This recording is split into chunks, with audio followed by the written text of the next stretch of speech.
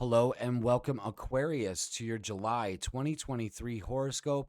I am Jeff Smith. I am going to be your astrologer and tour guide for the month, showing you and giving you insight into all the celestial events that are happening for July. We're going to be going over the full moon, new moons, any planetary ingresses. When I say ingresses, what that means is when planets move into different signs, they take on different qualities and flavors. And those are really important as the months progress. And we're going to just basically walk you through the whole calendar and talk about all the events that could be happening with you in your realm and your reality. All right, first of all, Aquarius, I wanted to give a big apology to everybody because I am putting these out late. And I needed, well, with the 4th of July and with it being on a Tuesday and the weekend and all that, just needed some time off, needed to clear my head. Your astrologer is no good to you if he is half cocked. And I needed to take some time off and spend some quality time away from my shop, away from the YouTube channel, just to, go out and have fun. And I did. And I'm really glad I did. So here I am, nice and refreshed. It's sweltering hot in my studio right now, but I don't like air conditioning, so I kind of suffer through it. It's good to sweat once in a while. You know what I mean, Aquarius? Get all those toxins out. So, again, I apologize for the late horoscope, but it's better late than never. So, we've already got some ground to cover, but I'm going to tell you right out of the gate, Aquarius. Let's go ahead and take a look at your chart. Right out of the gate of the month, you've got your 7th house illuminated in a beautiful grand trine with Mars in Leo, Venus in Leo. This is your house of relationships. All right. You can see your whole sign chart right here. Kind of shows that Leo is the opposite, right on the 7th house. You're on the 1st, they're on the 7th house cusp. So this is a really good time. It's connecting with the moon and the fire signs. This is a fire air. It's a fire trine. And what this is a great time to get out there and get motivated. It illuminates your 11th house of friends and groups. It illuminates your 3rd, communicating. And not only that, it's touching with Chiron and Aries. This is taking action and healing and speaking your truth, maybe about relationships, maybe about a relationship that you're currently in or currently pursuing, something like that. This is a good, a lot of the other air signs started out with some trouble, and you seem to kind of just be floating through this. If it's one thing I can say about this month for you, Aquarius, it's all about healing and how that healing journey is going to take you from one realm of existence to another. And it's about time. I mean, you got the nodes of fate right here on your job, your 10th house, your career. There's a big opportunity at home, sudden changes in relationships, strange encounters, weird things happening, synchronicities. Your ruler is in Taurus right now, and it's really wreaking havoc on some Tauruses. But for you, it's also putting some stress on, we've got the planet of love, Venus in Leo. We've got the planet of action in Leo. And you've been kind of not staying at home so much, but more or less going out, doing things, taking this nice fiery energy of the summer and really using it to your advantage. I hope you are and are doing that, because that's your best release. So let's talk about the full moon that happened on July 3rd, and that is happening in your 12th house. So when we have the full moon in your 12th house, excuse me, this is the actual chart of the full moon. It's not the whole sign chart for your sign, just so you know. But it's going to be taking place in your 12th house and your 6th house. The full moon is going to be taking place in your 12th, and then the new moon is going to be taking place in your 6th. And we're going to touch on that later. But what this is bringing to light is when it happens in your 12th house, this is the full moon illuminates things. You know what? I need to get rid of this whatever it is. It could be you releasing whatever is holding you back. Let's go back to your chart if we could. Thank you.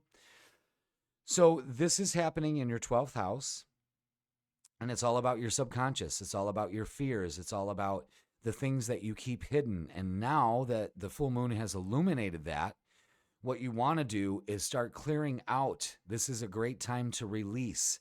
Again, we've got the 12th and 6th house axes being activated this month in your chart. So what it is at the beginning of the month, it's getting rid of baggage, getting rid of any subconscious things. The 12th house can be a tricky house, but what I call it is it's time to clear out your mental clutter.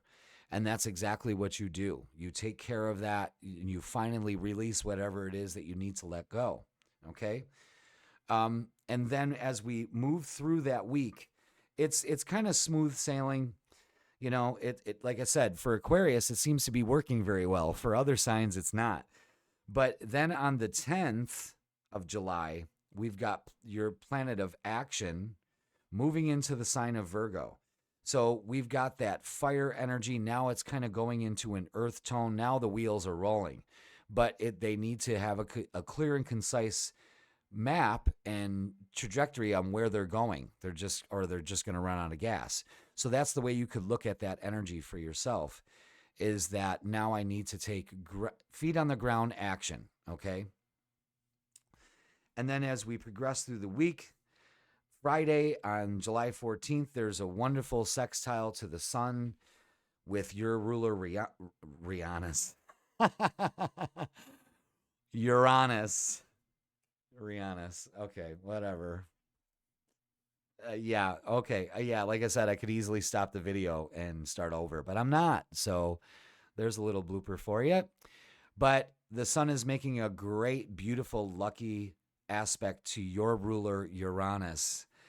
And that's going to be taking place from your 6th to the 4th house. This is a good time to clear out clutter. This is a good time to redecorate. It's changing your routine. Everything's working for you. You got Saturn making a trine to the sun most of the month for you. I mean, Aquarius, everybody else is kind of struggling with things, and you are just kind of skating through this energy. It's a good summer for you. It's a healing summer. You'll remember this for the rest of your life. I firmly believe that. So as we progress, we go to Monday, the 17th. That's on a new moon. All the lunations are happening on Mondays this month. That's kind of great because I do meditations on Mondays and on Monday nights, and it works out great. So with that new moon coming in, this is when the energy in the month, after we kind of settle down a little bit for the rest of the week, we kind of bring it on home, start focusing on stuff that we didn't do at home, you know, the dishes that's been piled up, you know, the organizing. It'll get done this month for you. But that new moon is an excellent time to start a new workout routine, new diet, everything like that. And it's even, you know, making the little changes in your routine that make big changes in your life. So this is going to be a big focus for you. So let's go ahead and take a look at the new moon really quick. It's happening in 24 degrees Cancer, and that's going to be happening in your 6th house. So this is a good time to make some powerful, long-lasting changes. And Pluto has been begging you to do that because it bounced out of your sign and now it's back into Capricorn. But when it's at 29 degrees, it's a critical degree. So what that means is that there's a big push for you to get emotionally centered. How do I start my day? Do I start my day off mad? Do I start my day off happy? Do I start my day off grateful? Or again, do I start my day off feeling that I'm alone? What you change now is drastically going to improve your life. So changing your diet, watching your diet, getting on a new routine, everything is new for you this month. But you got to take action for it. You have to take action, okay? So with that being said, let's go on and move through the rest of the week. We've got on the 20th, Mars in opposition to Saturn. So let's go back to your chart so we can see where it takes place in your chart. So this is going to be taking place in the 2nd and the 8th house. So this could be some financial crunch, something like that. Or what it could also be is that you're getting more in tune with your emotions. I know that the 2nd and the 8th house has to do with finances, but what it also has to do with is our self-worth. And you are being asked for the next few months, as these planets are retrograde in your 2nd house, to not only reassess your finances and get a little bit more stricter with them and start saving, but this is starting to build that big dream that you have. And also, it's also that big dream that you have emotionally inside of you. It's time to release that. And that's what all this good energy is kind of working in your favor to release it. There's going to be a huge focus on relationships because Venus is going to be in Leo for this whole time, and then it's going to retrograde. So it's going to hang some time. The planet of love is going to be sitting in your relationship house. And if you're not acting on that, there's something going on, and you have to ask yourself before this new moon, because you want to release this, what is holding me back from love? Why is there such a fiery emphasis on love in my life, and I'm still feeling like I've got this past that's holding me back? And that's going to be a big theme for you this month, and you're really going to act upon it as the weeks progress, because August and September are going to be unbelievable. So you're taking the steps now to transform your life in ways that you couldn't even dream of. So dream big this month. That's what I want you to do, you know? So on the 21st, we have the sun opposite Pluto. So the sun is going to be right here, and it's going to be opposite, well, it's going to be in Capricorn, but it's so close to your sign, you know, it's almost 2 degrees away. So there's no way that you can't feel this push between, do I open up to relationships because the sun's going to be right here? Do I open up to relationships even though this one just kind of walked in and everything is there, but you have to make the decision. You know what? Things have aligned for me. I can't stay away from the synchronicities and the things that pop up during the month to kind of form this relationship. And it's really going to come to a head because, and that's the struggle. Do I release this? Can I trust somebody?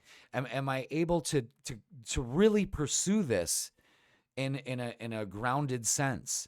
You know, when you're grounded, your life becomes grounded.